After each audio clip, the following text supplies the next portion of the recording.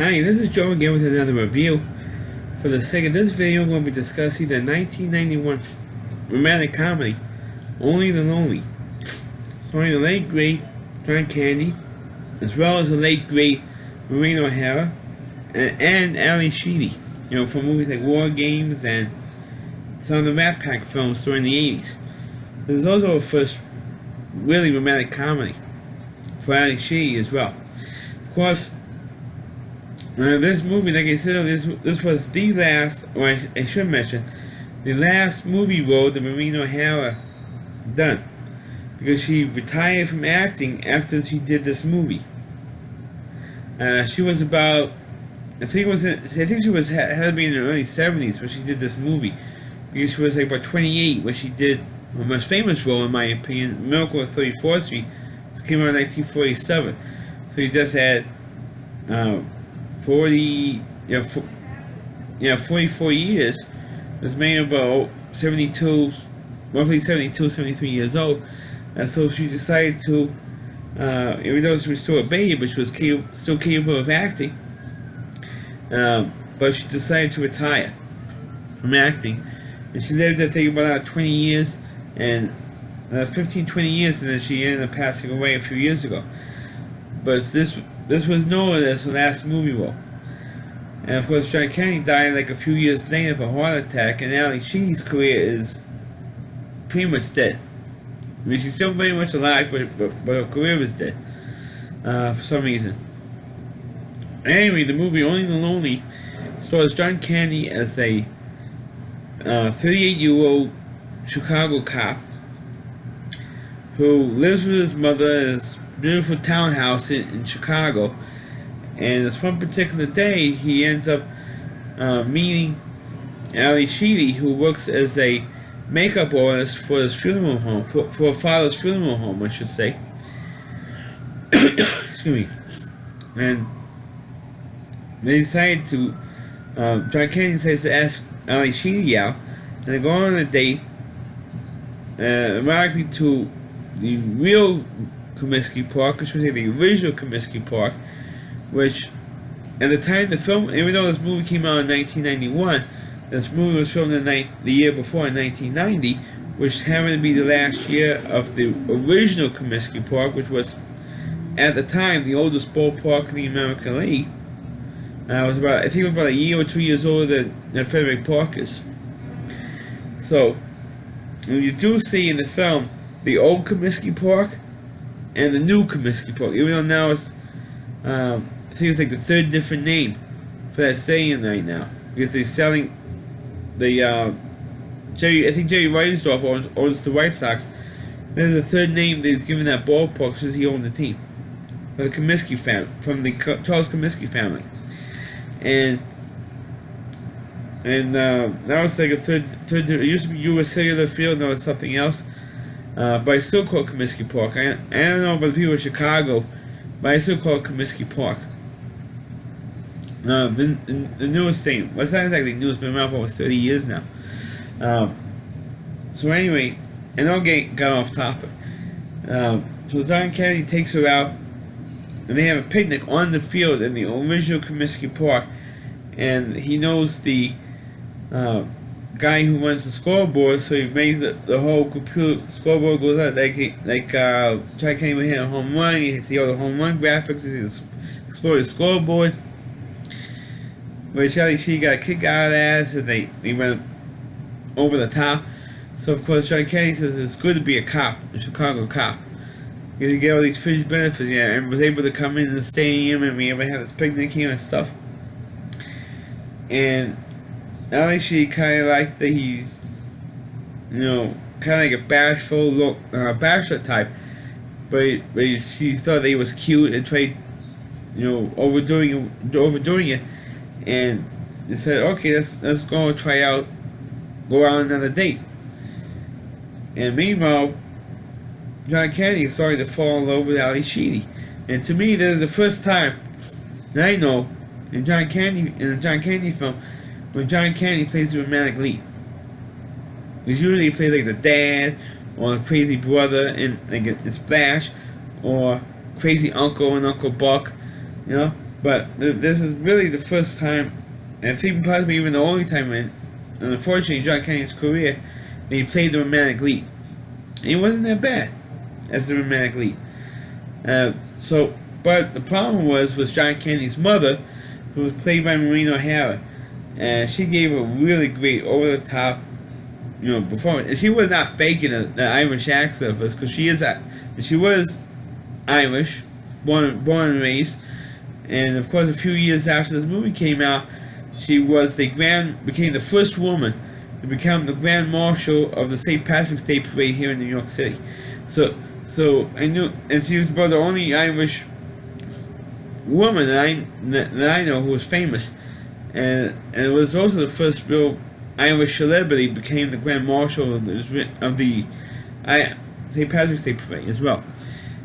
So for her to do an Irish accent, it's not that. Unfortunately, it's not that hard for her. Even though she does do an American accent for the movie you referenced earlier, Miracle on 34th Street. She spoke with a New York with an American accent. It means no Irish accent in her voice. Like she did in so many other pictures.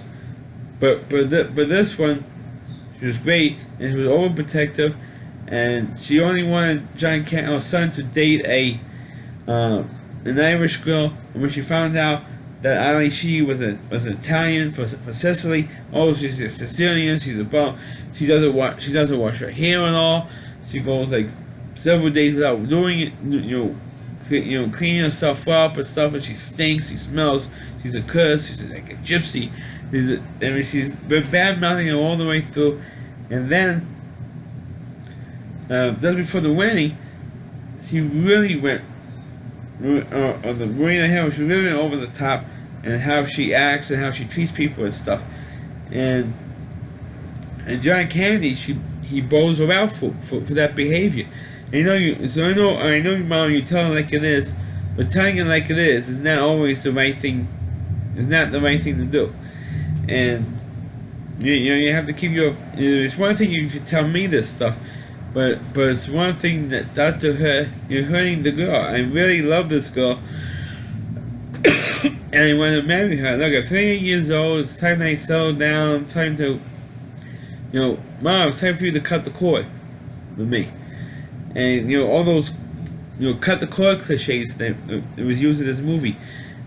And of course, Maureen O'Hara just didn't give a shit. Pretty much, excuse my language, but she didn't care. And then, when they found out that a friend of theirs, who was a lifelong bachelor, who never married, never had a family of his own. He had like a brother who was like in a nursing home. He had strokes in a nursing home, so he never really had a family to take care of. He died alone. And they found out about it, and there's only about 3 people who attended this guy's funeral. And John Kennedy didn't want that, and decides to make up with Ali Sheedy, and decides to marry her. And he was going to marry her at the end of the film. And while that was going on, John Kennedy convinced his mother to move down to Florida, because they have relatives down in Florida. And so you'd be better off living down there with other relatives who could take care of you, with an uncle. That way you don't have to worry about, in case if you don't have to worry about the winters here, the weather will always be the same down there, and you have relatives that take care of you. I cannot take care of you. And he says, Mom, I can't take care of you anymore.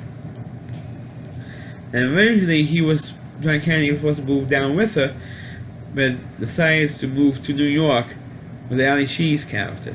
And that's what happens at the end of this film. Spoiler. But as a movie itself, I didn't think this movie was too bad. I mean, it does have a bunch of cliches in there. And this movie was made in 2019 instead of back in 1991. Even by 1991 standards and audiences were made fun of because it was such a cliche film. But despite being such a cliche film, it was entertaining.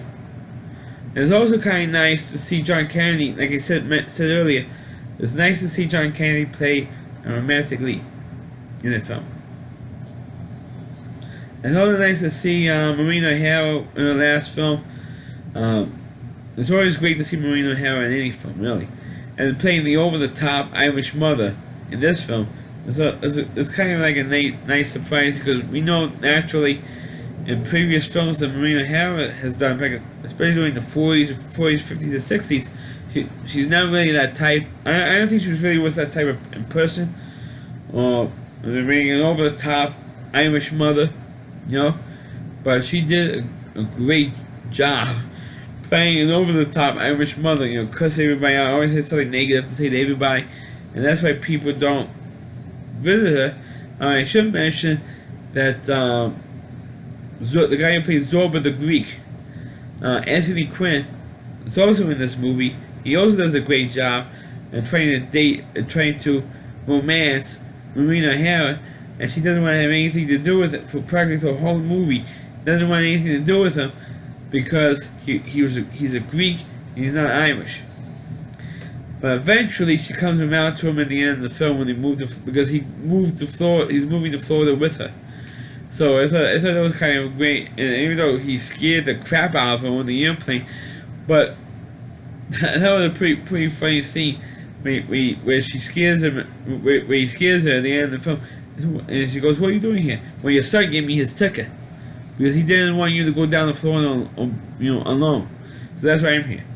And then eventually she comes around to her, so okay, you come with me and stuff. So you come live with me down in Florida. So she eventually comes around at the end of the film because she knows that eventually, hey, she doesn't have many years left. So I figured, what the hell? But like I said, the film is, it is what it is. It is a cliche film, but it's good because I enjoy it because I like the actors in the movie.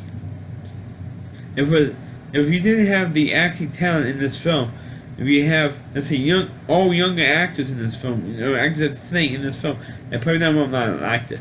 But since I like Maureen O'Hara, and I like John Kennedy, and I like Ali Sheedy, I probably would not like this movie. So that's my review of Only the Lonely.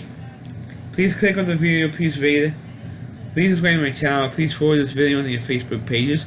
You can check out all my reviews and on my YouTube channel, WDY.com, so WDY, C.com, and the whole page of our reviewer, Christy Moore. Check out all of his videos on his website.